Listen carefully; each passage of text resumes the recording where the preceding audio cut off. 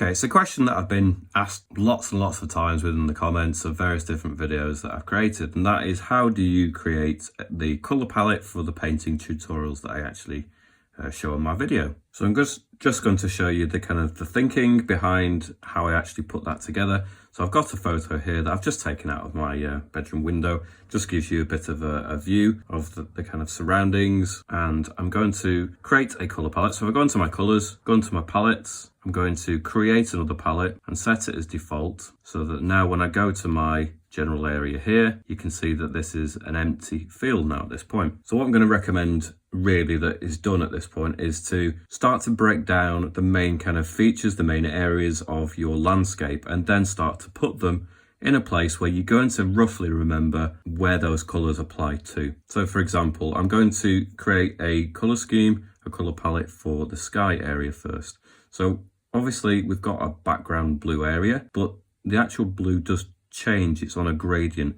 So what I would tend to do is look for the darkest area of that blue and start with that colour. That does mean when I start to construct a sky on my tutorial, I'll probably use 100% saturation with that colour, just to really make sure I get the full extent of that at the top of the sky. Now just to be clear, I don't always copy exactly the photographs that I'm taking the colour reference from, but I might get a sense that I want a sky, something in this colour palette, a land, something around here, and then foreground things in those kind of colours.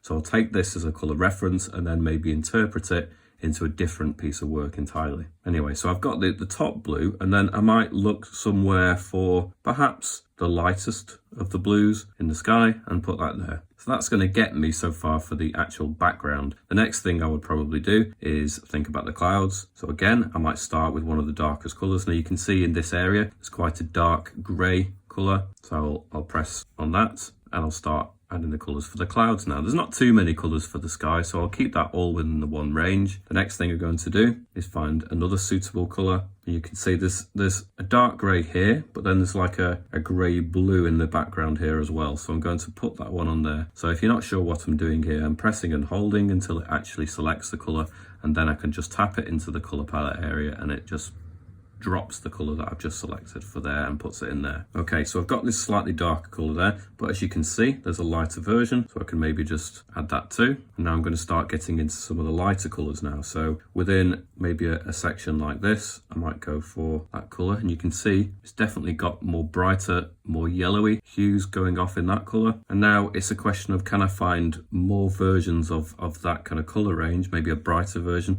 You'll see that there are some areas here, and it's partly because of the quality of the photograph, but it is a slightly stronger yellow perhaps. If you're not happy with it, you can press and hold and you can delete it. Maybe continue looking for perhaps what is a stronger version of the colour. If it ends up being very similar to the colour you just put down, then maybe disregard it. You won't actually need. You don't want really too many different colours within your colour palette. It's just going to make it unnecessarily confusing. So maybe go for something in this region. Yeah, it's substantially brighter. And then obviously we've got a white at the end there as well. So that's a pretty good colour range. If you wanted to and decided at a later point that you wanted to exaggerate some of those yellows, but you didn't want to put it on full opacity, well, I've just selected the yellow along the edge there. I'll go to my colour disc here, and maybe I'll just turn up the saturation of it a little bit by moving up to the edge here. Maybe I'll just put it in there, but you'd have to go really sparingly with that. I wouldn't recommend using much of that at all, because you can see the overall effect. It's hardly apparent at all. So if I was going to use that, I would use that very sparingly. Okay, so that pretty much covers most of the colours that you can see would be suitable for the sky. And then I would probably move on to thinking about this middle distance. So I've got some greens here that I'm going to begin with. I'm going to go for something that's quite a saturated green. I'll add it in there. If I move along, and you can press after you've held it. So if you press and hold, you can see at the top of the disc the new colour you've just selected and the old one at a glance. So you can tell whether it's going to be a lot different at that stage from the previous colour. So I'll just go back to that one, press and hold, and you can see the top part of that ring is now quite a lot different than the bottom part. So I will add that as a new type of green. Again, let's look at the top, put that in, and it's probably too similar to that, so I'm going to get rid of that. I don't really feel like I actually will need that. So I've got a really more saturated green and then a more kind of bleached out, somber version of that green. Press and hold, Yeah, again, that's too similar. I'm not going to bother with that. So really, it's a little bit of having a sense of what it is you want to actually select, but really stopping and analysing and thinking about which colours, which parts of the colour scheme there is actually going to be really important to you. So we've got a much more muted, kind of darker version. So we're going to select one of those, and then we've got the lighter end of that as well. Put that in there, and again you can start mixing in, because this area isn't just those two colours, because that's quite grey. You might use some of the colour that's over here and just add it in with those colours to get a hint of that green in there as well. Again, you've got a really exaggerated green there, and if you wanted to, there's nothing wrong with you pressing and holding and then moving it, and you can start to rearrange things, and you can actually rearrange these colours and start to put it in a different order. If you want that one to be immediately next to that other green, so you keep all the kind of green colours together, it might be useful. And also you can compare the two a little bit better at that point as well. So let's just zoom out, see if we've matched a lot of those greens. I think so, on the whole.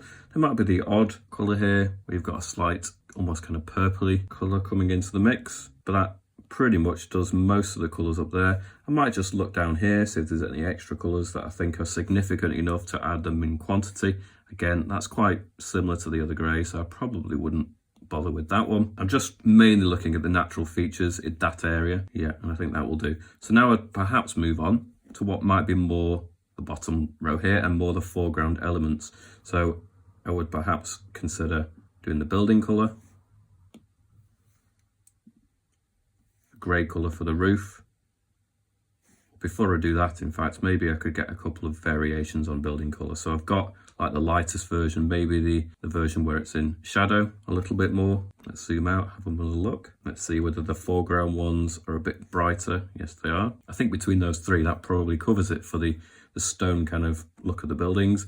But we do have now, as I was showing you, that perhaps the greys, you can see it's a slightly bluer grey than you have in this area. I might just go for a couple of standout highlight ones so it goes a bit lighter, and then maybe we'll go for a slightly warmer version. We've got more in the foreground again, a bit more of a bluey, almost indigo kind of version. And then let's have a look what a couple of the really close up ones are doing. You've almost got some green coming in there in the mix too. So that would cover most of the buildings. If I wanted to add a couple of really vibrant colours for the foreground, it's just a bit more extreme perhaps, and the greens in the distance really more vibrant, then that would cover that. And aside from that, I could probably just, use my black colours. I could use these other colours for things like the branches. I wouldn't really need to add to that. There's already quite a lot of colour there. So I would probably use this as my colour palette, and I could pretty much achieve almost all the things that are actually within that scene, I think. So as you look at details like the windows, the glass, the reflection, obviously it's reflecting the colours that are actually going to be in the sky.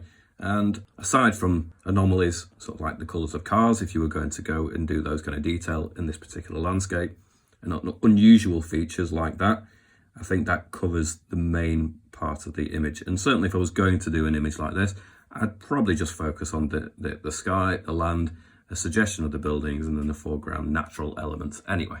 So once you've decided on your palette, if you wanted to then go to your palette, and then you can think about naming it. So you can click on it. I'm just going to call my picture Hebden, because that's where I live. And now we have a colour palette that is suitable for that picture, and you're good to go.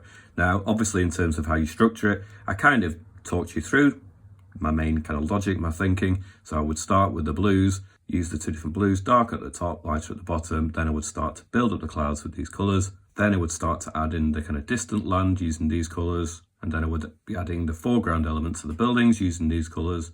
And then maybe the absolute foreground using these colours, and dipping into one or two of the other bright colours and dark colours I could add to there as well, like a black, just to really create a nice, varied, contrasty kind of foreground. Anyway, I hope that's useful. Now you can understand the kind of the process, the way that I actually start to put together these colour palettes and the thinking behind it. I'm going to be releasing drawing tutorials this week, and then also another painting tutorial very soon as well. Obviously, it's a very concerning time for everyone with the coronavirus, so stay safe, and I'll catch you back here soon. Bye for now.